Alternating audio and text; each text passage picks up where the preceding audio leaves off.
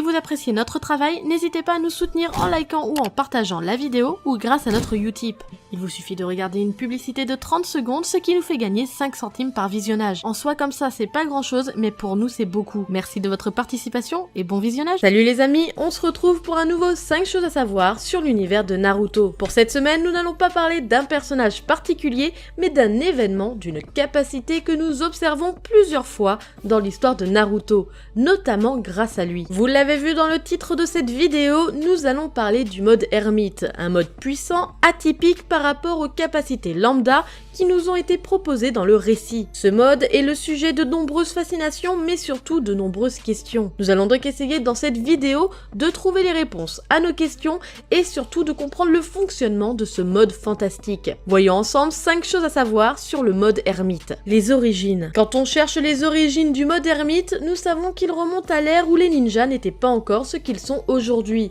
mais sans plus de précision. Néanmoins, l'aspect naturel de cette maîtrise laisse comprendre que le mode ermite est une capacité maîtrisée par les habitants de la nature, les animaux. La première apparition de ce mode remonte à l'époque où la princesse Kaguya, après avoir annihilé plusieurs êtres humains, vivait en paix sur Terre avec ses deux garçons, Hagoromo et Amura Otsutsuki. Alors que les deux jeunes garçons commençaient à avoir des doutes sur leur mère, ils rencontrèrent un drôle de crapaud capable de parler. Ce crapaud n'était autre que Gamamaru. Si vous voulez en savoir plus, je vous invite à regarder le 5 choses à savoir sur Hagoromo Otsutsuki. Bref, Gamamaru enseigna l'art du senjutsu à Hagoromo, qui sera donc le premier homme à maîtriser cet art. Nous connaissons actuellement 2 sites dédiés à l'enseignement du senjutsu.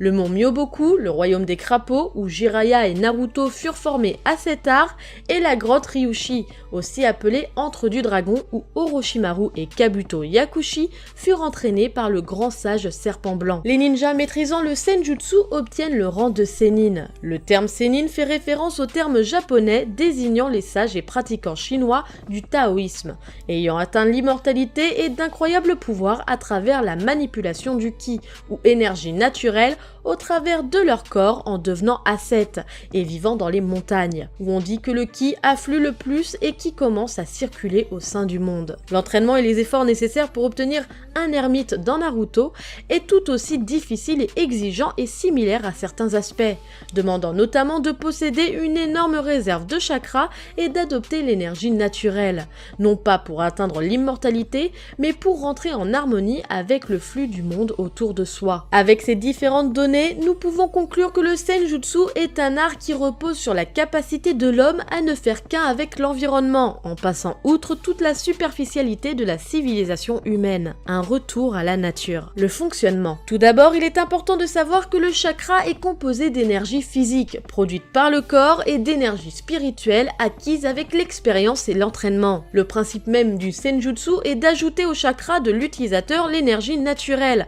afin d'obtenir le chakra senjutsu ou chakra d'ermite. Ce nouveau chakra permet aux utilisateurs humains d'entrer dans un état appelé mode ermite. La première étape est de savoir ressentir l'énergie naturelle afin d'en ajuster la proportion en conséquence. Pour cela, les ermites crapauds utilisent une huile spéciale qui ne se trouve qu'au mont Myoboku et qui perd ses propriétés en dehors du lieu. Cette huile rend la peau ultra perméable à l'énergie naturelle, ce qui requiert une surveillance attentive afin que l'apprenti ne soit pas débordé par le chakra de la nature. Pour éviter ça, Fukasaku dispose d'un bâton qui dissipe l'énergie naturelle. À la fin de cette étape, le ninja sait ressentir l'énergie naturelle et peut se baigner dans l'huile sans se transformer en crapaud. La seconde étape consiste à rassembler de l'énergie naturelle sans recourir à l'huile. Il faut rester parfaitement immobile pour que l'énergie naturelle puisse être assimilée sans problème. Fukasaku fait monter les apprentis sur une dalle au sommet d'un pic et les laisse rassembler du chakra naturel en veillant à ce qu'ils ne tombent pas. Il n'y a plus de risque de transformation en crapaud puisqu'il suffit que le ninja chute pour qu'il cesse d'absorber de l'énergie. Une fois le dosage de l'énergie naturelle correctement réalisé, le ninja obtient les marques de l'ermite et peut donc être considéré comme tel par les crapauds. Naruto fut le seul à avoir parfaitement réussi cette étape, car il ne présentait aucune marque de transformation, contrairement à son maître Jiraiya qui lui accusait quelques attributs du crapaud sous sa forme d'ermite. Kabuto, quant à lui, développait certaines caractéristiques du dragon, telles qu'une peau écailleuse et 2 paires de cornes au-dessus des tempes. Il avait avait également un serpent lui sortant du ventre qui lui servait à détecter les ennemis. La troisième étape est la maîtrise de l'art du combat de l'ermite. Les techniques en lien avec le senjutsu sont dénommées senpo et sont extrêmement puissantes. Le ninja apprend aussi les katas des crapauds pour introduire le senjutsu dans son taijutsu,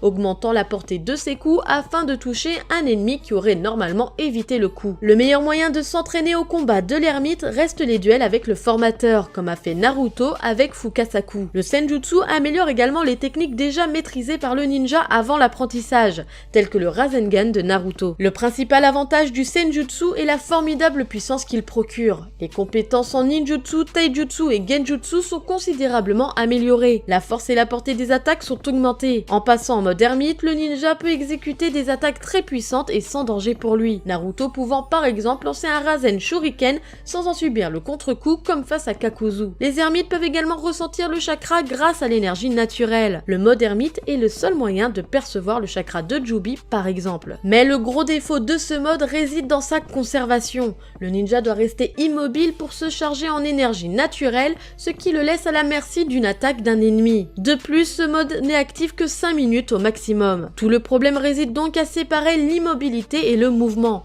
La fusion est un bon moyen d'y parvenir. Pendant que les crapauds, Fukasaku et Shima assimilent l'énergie naturelle, Jiraiya au mode ermite peut continuer à combattre. Cependant, cette méthode ne fonctionne pas si un chakra parasite tel que celui d'un Biju interfère dans la fusion. Naruto a dû donc trouver un procédé différent. Il crée 2 clones qui amassent pour lui l'énergie naturelle et les rappellent ensuite par invocation inversée afin de récupérer leur chakra d'ermite. Naruto ne peut en revanche utiliser au maximum que 2 clones pour capter l'énergie naturelle, et 3 pour le soutenir au combat. Le mont Myoboku. Le mont Myoboku est le pays des crapauds, l'endroit où les batraciens qui ont été invoqués par Jiraiya, Minato et Naruto vivent. Ils abritent des crapauds de toute taille, petits comme gigantesques. Le pays du mont Myoboku est beau et luxuriant. Le grand sage des crapauds, Gamamaru, semble y détenir l'autorité suprême. Shima et Fukasaku sont quant à eux les vétérans et les sages parmi les crapauds. De plus, ils semblent avoir une autorité plus grande encore que celle de Gamabunta. Pour un humain, il existe 2 moyens de parvenir au mont Myoboku. Entreprendre un long voyage à travers les monts par un chemin secret partant de Konoha,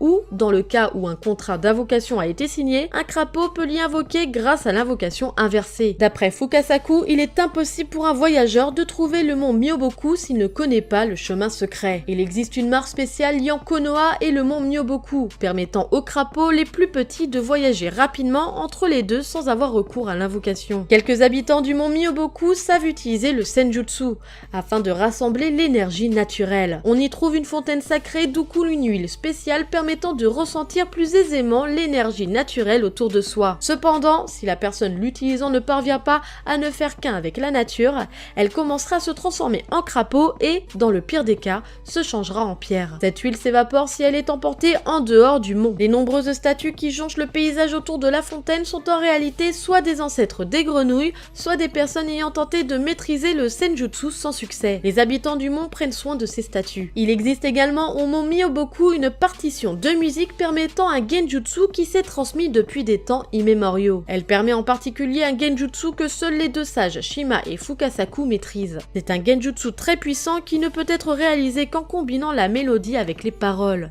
qui se trouvent être des sons que seuls les crapauds peuvent émettre. La grotte Ryushi. La grotte Ryushi est l'une des 3 grandes régions ermites inexplorées. Un endroit légendaire aussi célèbre que les 2 autres, le mont Myoboku et la forêt de Shikotsu. C'est la résidence des serpents, le serpent blanc ermite sacré compris. Et c'est aussi là où Orochimaru découvrit la source de l'aptitude du clan de Jugo. Orochimaru et Kabuto s'entraînèrent en ce lieu pour maîtriser le mode ermite, bien que seul ce dernier parvint à accomplir cette quête. À la différence des crapauds du mont Myoboku, les serpents de la grotte Ryushi ne semblent avoir aucune affiliation avec Konoha, malgré le fait qu'au moins 4 invocateurs soient originaires de ce village. De plus, 3 de ces serpents semblent montrer n'avoir aucune hésitation à détruire le village en lui-même. Vous l'avez compris, la grotte Ryushi est un lieu plein de mystères. Nous savons pas mal de choses sur le mont Myoboku, il en est tout autre de l'antre du dragon. Et s'il y en avait d'autres? Nous avons vu tout au long de cette vidéo qu'il y a globalement 2 types d'ermites, l'ermite crapaud et l'ermite serpent. Pourtant, plusieurs indices dans le récit de Naruto nous laissent penser qu'il y a peut-être d'autres sortes d'ermites. Nous savons que, généralement, le chakra d'ermite ne peut être utilisé que par ceux ayant reçu l'enseignement pour le manipuler,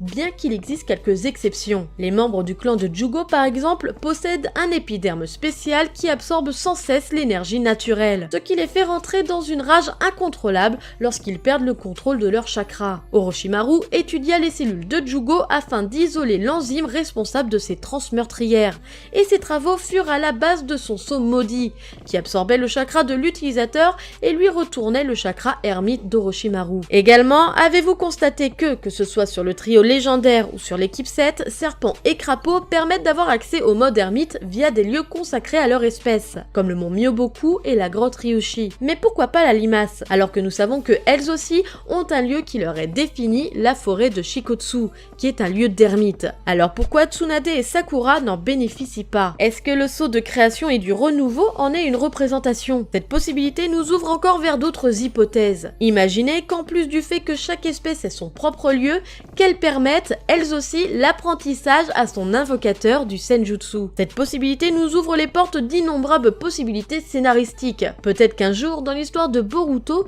nous aurons la réponse à ces nombreuses questions. Ce 5 choses à savoir sur le mode ermite se termine, j'espère qu'il vous aura plu. N'hésitez pas comme d'habitude à me le dire par commentaire, likez, partagez la vidéo, ça nous fera toujours super plaisir, et surtout n'hésitez pas à vous abonner à la chaîne si vous ne l'êtes pas encore. Sur ce, moi je vous laisse à la prochaine, tchuss!